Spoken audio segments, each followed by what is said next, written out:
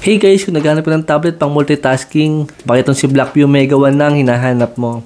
Sponsor video to guys si Blackview. Pero syempre, lalabas natin lahat ng dapat yung malaman sa tablet na to. Ngayong March official na re-release. Nasa first comment description yung link na to guys. Sakali na gusto nyong umorder. Dalawang version to, isang 8256 na merong 11.5 na SRP. At isang 12256 naman na merong 12.5 na SRP. Mabawasang pengies pagka ginamitan nyo ng voucher. Yung 8256 sobrang panalo na. Pero 12256 pa itong pinadala ni Blackview. Super sulit to sa mga nagmumultitasking dyan. Dahil meron pa siyang PC mode itong si Blackview. Mamaya ipapakita ko sa inyo. Pag open na box, meron siyang tempered glass na kasama agad dito sa may box. Uy wow! Meron pa siyang case na kasama na merong cover sa may display. Ito na ang Mega 1 4G. Meron nga siyang 11.5 inches display. 12 plus 12 na gig of RAM. 8800 mAh na battery.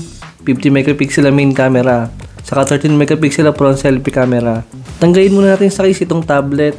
At tingnan natin yung mga kasama niya sa may package. Meron siyang 33 watts na charger. Type-C na cable syempre. At nice, meron pa siyang stylus na kasama dito sa may package. Color sky blue itong tablet natin. At malaki ang tablet na to guys. Manipis pa siya. Tapos naka-quad speaker pa. Meaning apat yung speaker ng tablet na to. Setup muna natin to guys. Ang isang hindi ko na-expect sa tablet na to, na madalas wala na sa maraming tablet ngayon, is buti meron pa siyang SIM card slot. Tapos optional pa yung kanyang second slot. For additional SIM card or SD card slot. Depende sa pangangailangan mo. Lagay ka na lang ng mataas na memory card dito kung bitin ka pa sa may 256 na storage nga niya. Sobrang panalo niya kung mahilig ka mag-download ng movie. Naka 11.5 inches siya na merong IPS LCD display, 120 Hz sa refresh rate. Sharp naman ang display na to guys kahit malaki yung kanyang display. Perfect pang Netflix. Isa pang maganda sa tablet na to is yung placement ng kanyang camera. Naka-ready talaga siya pang landscape mode. Naka-quad speaker nga siya guys. At syempre malakas yan. Sa charging speed naman pala nito, after 130 minutes, naging 92% na siya from 0%. Mabilis na yan kahit paano para sa isang tablet. Then naka 88 mAh nga siya na battery. Naka 33 watts sa charger. Sa internet speed naman is panalo na yan agad. Dahil meron nga siyang SIM card slot. Pwede na pang browse. Yan yung resulta ng wifi niya saka sa may mobile data speed. Itong si Blackview. Siyempre tataas pa yun, depende sa may signal at wifi nyo sa may bahay. Sa camera hindi ko naman na-expect na magandang quality nito. Pero para sa akin di na to masama. Itong camera niya. Ito na yung PC mode ni Blackview guys. Keyboard na lang kulang para ka lang naka-laptop. Goods na gusto para sa mga mahilig mag-open ng mga maraming application ng sabay-sabay. Yung habang nag-Netflix ka, tapos nag-TikTok ka pa.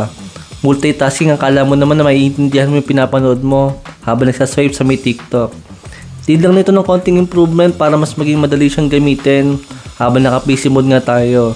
Then medyo hassle pa siya yung resize yung mga application habang naka-PC mode. Tapos hindi naman lahat ng application naka-design pang formang PC. Maraming application dito naka-formang portrait mode pa rin, like ng TikTok. Dagdag ko na rin pala na automatic na mamatay ang display niya pagka sinarado natin yung cover nito. Medyo nakakaalangan lang gamitin yung ganitong klase ng case, then naka-open yung mga kanyang gilid. Pero magre-reklamo pa ba tayo? Yung iba nga wala namang case na kasama sa may package, tapos wala pang SIM card slot. Helio G99 nga guys yung kanyang processor, same ng maraming tablet sa mga ganitong presyo. Actually mababawasan pa ka na 1-2 off yung kanyang presyo. At magiging around 11k na lang, yung 12256. At around 10k naman yung 8256. Super sulit na yan para sa may ganyang presyo, compare kila Redmi Pad at Realme Pad na puro mga walang SIM card slot. Dito palang panalo to para sa akin, dahil meron din akong tablet dito guys. Napakamahal pero wala namang SIM card slot. Alam niyo naman lang ang performance ng G99 kung pang casual gaming lang. Dito sa may Mobile Legends, hindi na kayo magkakaroon ng problema dito.